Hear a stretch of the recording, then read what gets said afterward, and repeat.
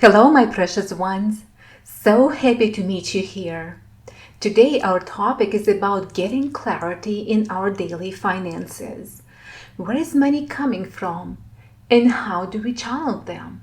Do we really need to earn more to afford more? How do we know how much money is enough? Or it's never enough? Why it might be never enough? How does this state of thinking affect our mood, health, and well-being? Is it really a money problem? Let's start by looking into your spending habits. Wait, before even going there, let's check our heart rate, pulse, and blood pressure. No, I'm just playing here. It's not that complicated. But your notepad and a magic pen will help along. I encourage you to check the Above Abilities website to receive the 2024 Daily Financial Calendar absolutely free as my gift for you. It is a great tool to keep you on your toes with spending habits. Simply enter your daily receipts and see daily, weekly, monthly totals calculated automatically. Are you ready for the money talk? Welcome to Above Abilities episode number 3. Get your earphones in and off we go.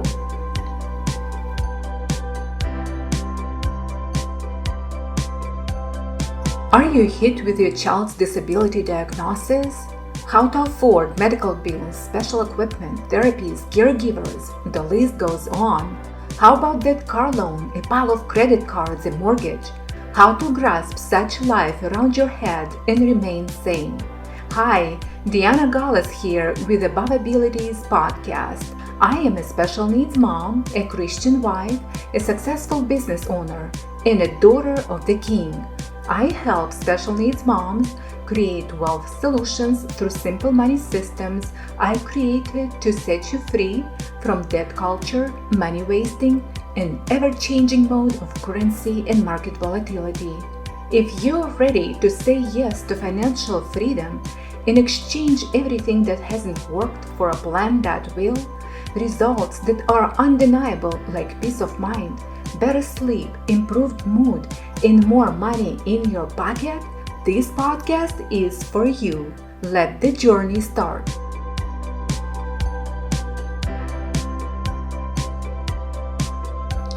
I used to live a worryless money life during my single years, and even then for a very short period of time, before I purchased my first car and before I graduated college. And when my first car loan bill with student loan payments started knocking on my door, I finally woke up.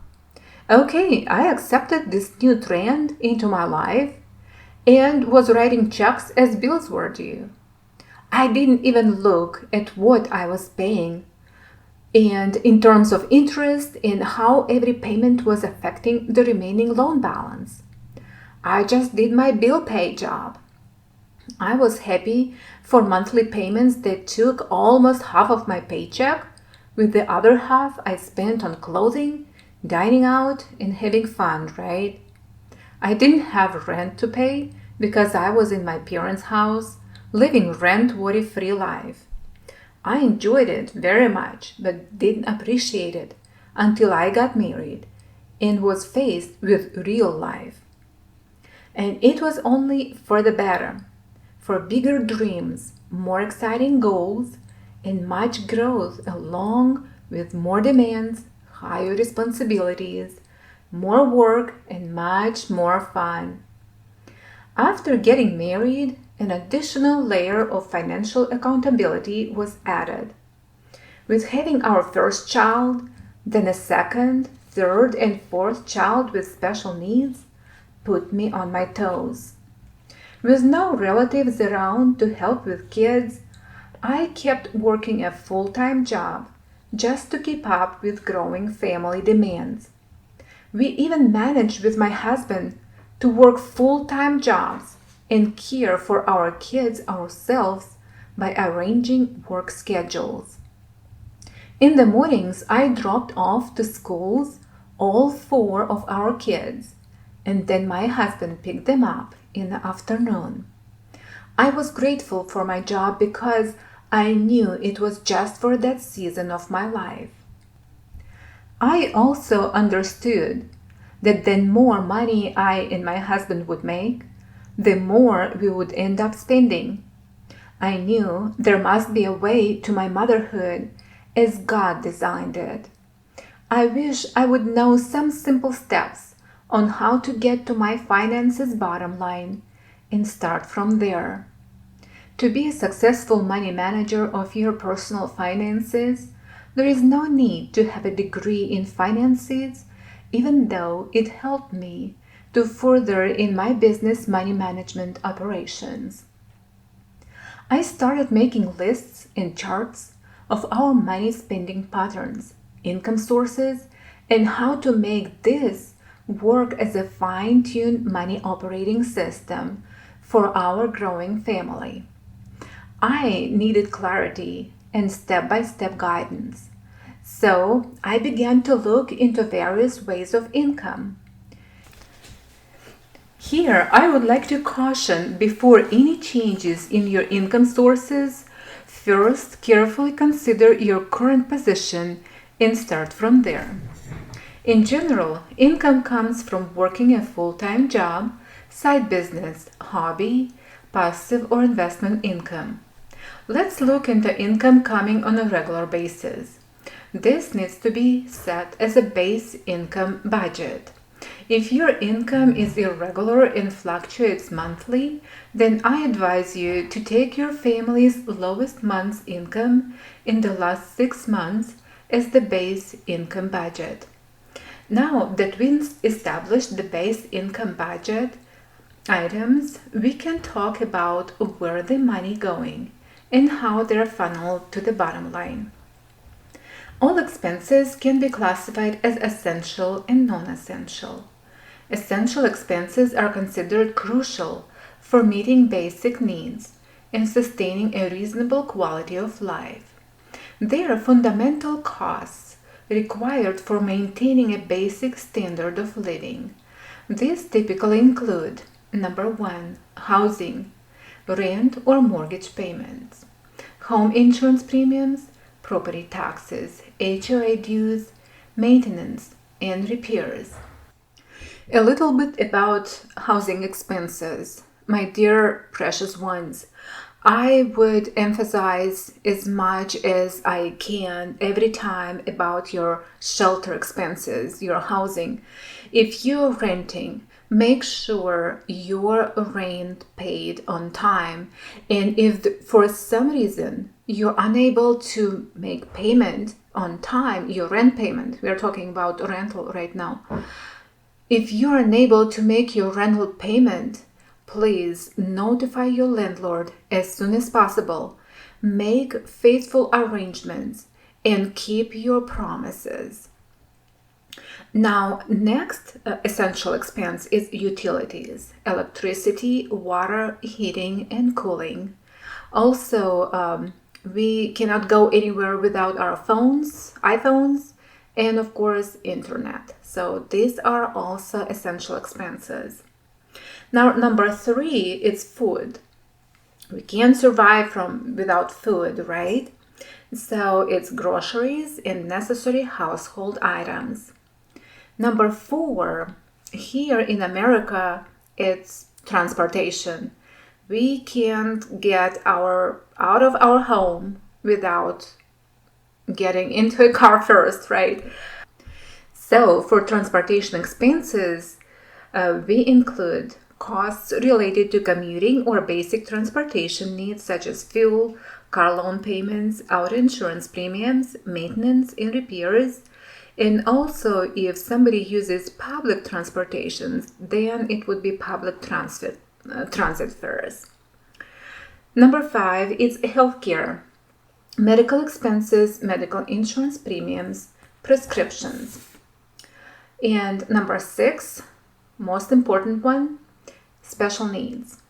It is important to include special needs requirements in the essential costs category that are associated with meeting specific accommodations for our exceptional special needs kids. This can include expenses related to medical care, therapy sessions, assisted devices, special education and care services, companion services, or any other essential support needed to enhance the quality of life for particular needs or disabilities our kids entail. Depending on the severity of a disability, our exceptional kids require to be entertained. It is not a perk for them. It is a crucial need to recharge, calm down, and de-escalate. It is important to understand that our special kiddos can handle as much education, training, and therapies as their body will allow them. So let's remember to consider music, travel and getaways, water and swimming sessions, and therapeutic recreation as vital special needs expenses. Non-essential expenses include costs that contribute to comfort, entertainment, or luxury rather than meeting basic needs. These are discretionary expenses that can be adjusted based on personal preferences and financial priorities. They can be considered as first, entertainment, cable, satellite TV services, streaming services, gaming, and subscriptions. Number 2, luxury items like high-end electronics, designer goods. Number 3 is dining out, like restaurant meals, takeouts, and non-essential snacks. Also, as non-essential, it could be food deliveries, like meal deliveries. Number 4, hobbies, expenses related to non-essential hobbies or activities. Number 5, travel, vacation expenses beyond basic transportation. Now, we understand what essential and non-essential household expenses are. This is how every household operates, knowingly or not. Every time you pull that credit card out of your pocket, ask yourself, is this money transaction that is worthy of my hard-earned money? Will this meet my basic need, or will it answer my emotional momentum of short-living shopping spree pleasure? If this is how you satisfy your emotional drain, let's have a talk. Yes, we all have our emotional needs requiring attention. To meet emotional needs is the personal responsibility of every mom through meditation, reading scripture, listening to uplifting music, and connecting to helpful speakers or podcasts.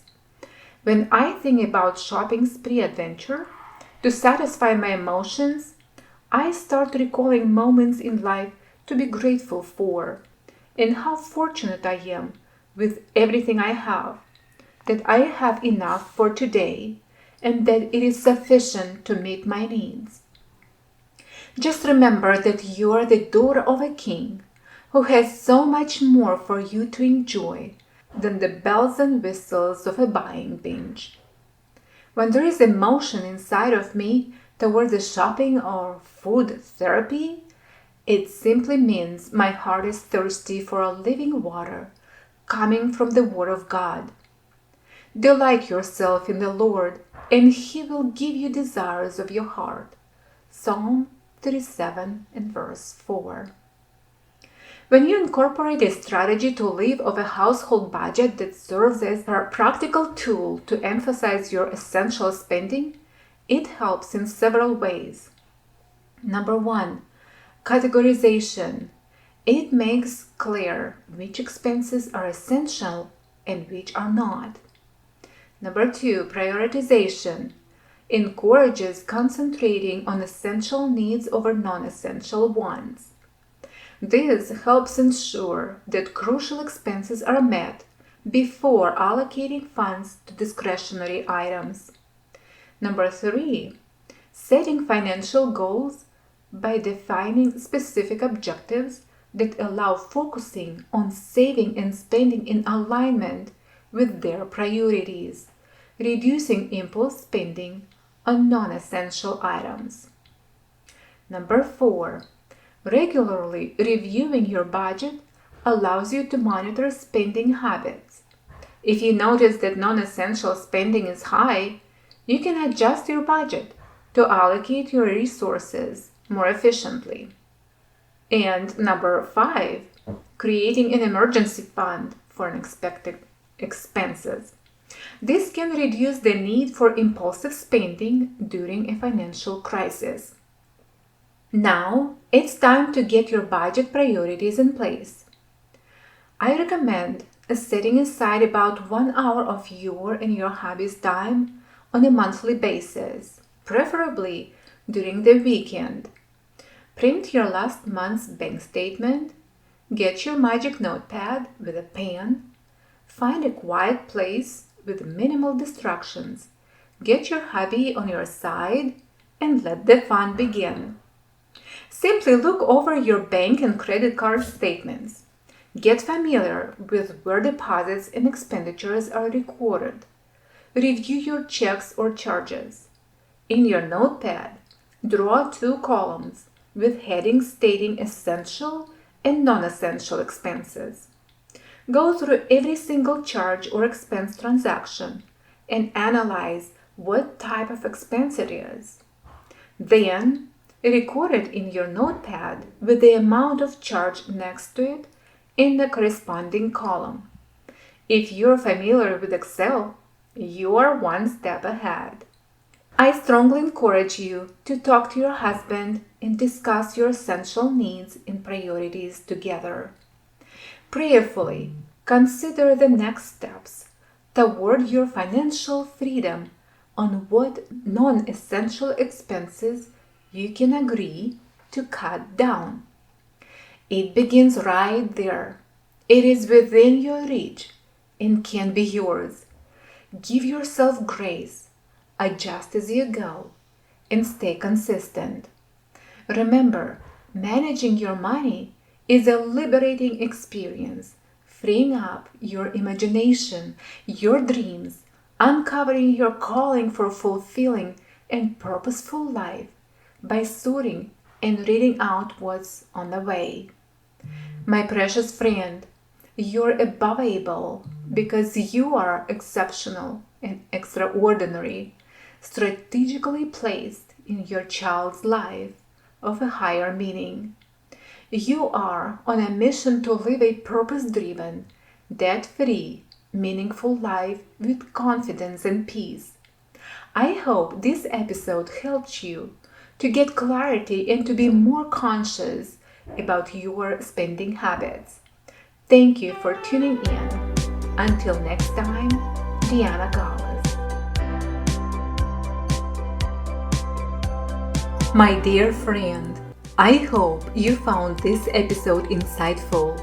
I truly believe that a mom like you can be an inspiration to many others just by simply sharing this podcast, leaving the path of precious gems behind for those moms who are yet to find them. Would you share it with other ladies so they can also find a way to a meaningful, purpose-driven, debt-free life? Thank you for your dedication and hard work day in and day out, caring for your exceptional child's needs. Please know that you are a precious gem yet to be shined. Don't give up.